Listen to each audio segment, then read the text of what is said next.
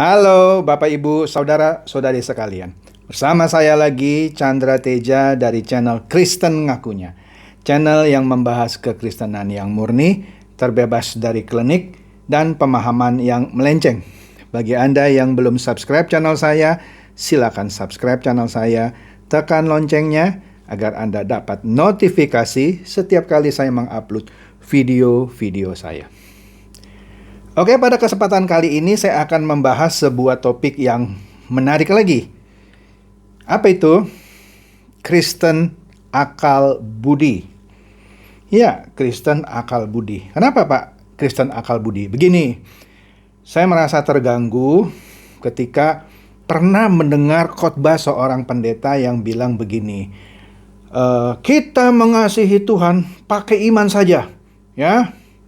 Udah nggak usah pakai akal sehat, ya. Nah, kemudian dia kasih contoh. Buktinya, Tuhan kita bisa merubah air jadi anggur. Kan secara akal sehat itu nggak mungkin. Tuhan bisa membangkitkan orang mati. Kan secara akal sehat itu nggak mungkin. Padahal kita disuruh juga mengasihi Tuhan dengan segenap akal budi kita. Kita lihat dulu nih ya satu ayat. Ada 3 ayat sih yang paralel, cuman saya ambil satu saja nih. Markus 12 ayat 30. Markus 12 ayat 30. Kasihilah Tuhan Allahmu dengan segenap hatimu dan dengan segenap jiwamu dan dengan segenap akal budimu dan dengan segenap kekuatanmu. Segenap. Ada 4 segenap loh. Tapi kalau di Matius Anda baca cuma ada 3 segenap. Tapi kita nggak usah permasalahkan itu. Kalau segenap hatimu dan segenap jiwamu, oke deh, saya rasa semua orang Kristen pasti mengaku, oh iya gitu. Tapi kalau dengan segenap akal budimu dan dengan segenap kekuatanmu, bagaimana? Apalagi ada khotbah yang bilang, nggak usah, kita pokoknya serahkan semuanya sama Tuhan. Padahal Tuhan mau kita mengasihi Dia juga dengan segenap akal budi kita dan dengan segenap kekuatan kita. Bagaimana implementasinya? Oke, saya harus mengilustrasikan dengan sebuah contoh. Kebetulan contoh ini terjadi atas diri saya. Oke, pada suatu ketika di salah satu perusahaan saya punya satu partner yang kebetulan bukan orang Kristen. Dia mendapatkan undangan seminar mengenai Hong Shui. Tapi dia tidak bisa pergi dan dia minta saya mewakili dia untuk menghadiri seminar itu. Saya bilang, bro, saya kan orang Kristen bro. Masa saya menghadiri seminar Hong Shui? Nanti kalau ketemu teman-teman apa kata dunia gitu ya. Sudahlah, kamu bantu saya lah. Nanti di absen kamu tulis ya. Kamu mewakili saya. Ya, karena itu partner bisnis saya dan memang dia sedang sibuk. Akhirnya saya datang.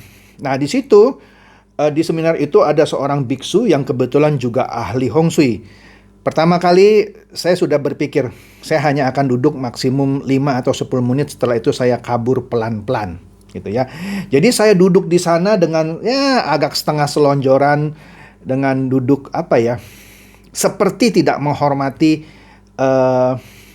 penyelenggara seminar itu.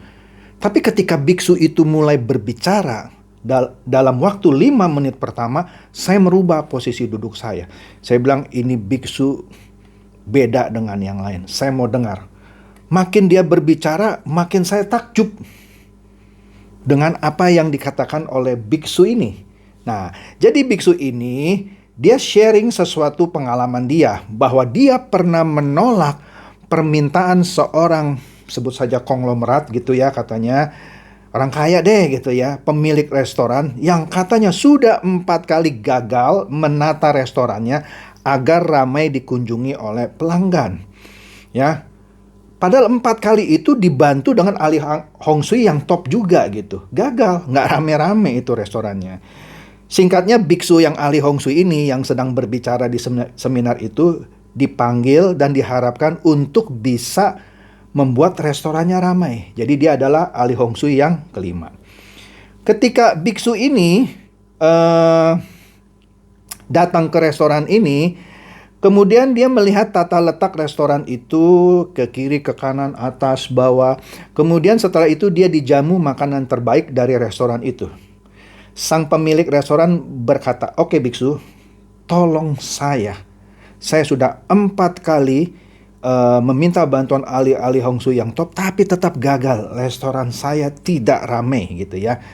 Saya yakin biksu pasti bisa menolong saya, katanya ya. Kemudian biksu itu dengan santai menjawab, maaf, saya tidak bisa bantu Anda. Loh, kaget ini pemilik restoran dan berkata, biksu jangan suka merendah gitu ya. Biksu pasti bisa. Jangan khawatir soal biayanya, saya pasti bayar. Tolong kasih tahu saya apalagi yang harus saya perbaiki dari sisi Hong Shui, katanya.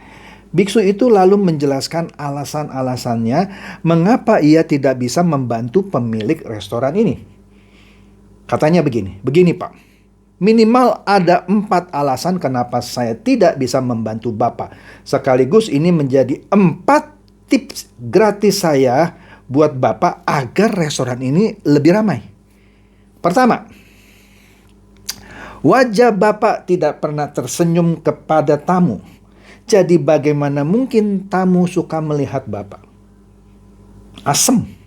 2, Bapak berulang kali memaki-maki karyawan Bapak di muka umum. Tamu-tamu yang sedang makan jadi terganggu. Oke, katanya. 3, toilet Bapak ini bau dan tidak terawat.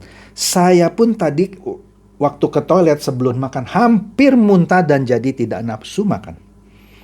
Kemudian keempat, inikah makanan yang Anda bilang terenak dari restoran ini? Iya, kata pemilik restoran itu.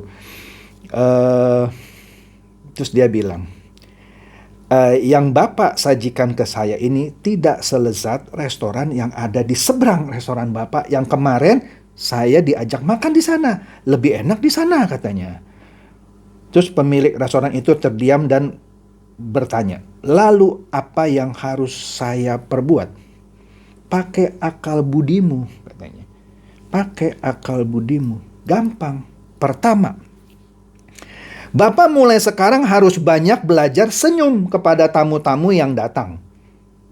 Kedua, jangan sering memaki-maki karyawan Anda di depan tamu lagi. Kalau karyawan Anda salah, bawa masuk ke ruangan Anda, maki-makilah di ruangan Anda. Jangan di depan tamu dan di restoran. Gak enak didengarnya. Oke. Ketiga, katanya, jaga kebersihan toilet Anda. Keempat, ini yang paling penting, perbaiki cita rasa makanan Anda. Kalau cita rasa makanan Anda cuma segini aja, kapan mau rame restoran Anda? Oke? Nah, kalau Anda sudah bisa memperbaiki 4 masalah ini, nanti panggil saya lagi. Saya akan periksa lagi. Oke? Kemudian biksu itu katanya permisi pulang dan pastinya tidak menerima bayaran. Oke? Nah, menariknya, di lain pihak, saya punya beberapa kenalan orang Kristen yang juga punya usaha kuliner. Yang ketika peresmian usahanya diberkati oleh pendetanya, agar ramai dikunjungi tamu dan laku keras.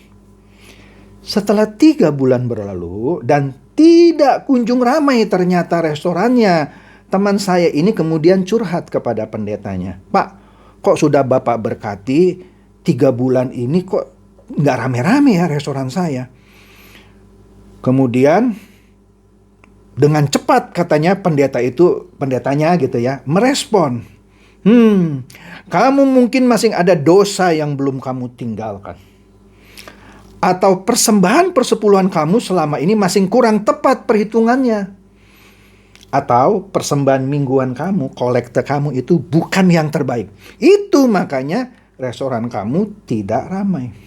Nah, sebenarnya pada titik ini pendeta teman saya itu tidak sedang mempraktekkan mengasihi Tuhan dengan segenap akal budi dan dengan segenap kekuatan. Seharusnya dia punya hikmat dong seperti biksu itu. Malah menurut saya biksu itu lebih pintar daripada pendeta ini. Yang harusnya lebih mengerti mengasihi Tuhan dengan segenap hati, segenap jiwa, segenap akal budi dan dengan segenap kekuatan. Akal budi apa? Iya, akal budi tadi. Kalau misalnya dia bisa lihat, oh kamu gak bisa senyum orangnya. Akal budi kan? Senyum dong belajar.